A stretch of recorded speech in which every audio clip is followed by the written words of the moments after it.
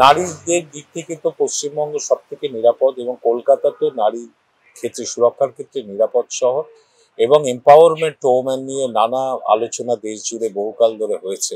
কিন্তু প্রকৃতপক্ষে নারীর যে শক্তিয়ায়ন বা ক্ষমতায়নের কাজ কোনো সরকারই সেভাবে করেনি। একমাত্র মমতা বন্দ্যোপাধ্যায় বিভিন্ন প্রকল্পের মাধ্যমে মেয়েদের যে শক্তি বৃদ্ধি, যে ক্ষমতায়নের কাজটা পশ্চিমবঙ্গ সরকার করে চলেছে। আমাদের রাজ্যে প্রায় 10 লক্ষের উপর স্বনির্ভর গোষ্ঠী আছে, সেখানে প্রায় 1 কোটির উপরে মহিলারা কাজ করছে, তাদের স্বনির্ভরের কাজ চলছে। আমরা গ্রাউন্ড লেভেল যে প্রশাসন আছে সেখানে 50% সংরক্ষণ মেয়েদের জন্য দেওয়া হয়েছে। মেয়েদের জন্য শিক্ষাশ্রী প্রকল্প, কন্যাশ্রী প্রকল্প মেয়েদের জন্য, লক্ষ্মীর ভান্ডার প্রকল্প মেয়েদের জন্য। অর্থাৎ বিভিন্ন দিক থেকে মেয়েরা যাতে আত্মনির্ভরশীল হয়, স্বনির্ভরশীল হয়, সেই কাজটা মমতা বন্দ্যোপাধ্যায় করে চলেছেন। এবং আমাদের প্রশাসন যে আইন শৃঙ্খলা যেভাবে উপযুক্ত রেখেছেন বাংলায়, নারীরা এখানে নিরাপদই আছে।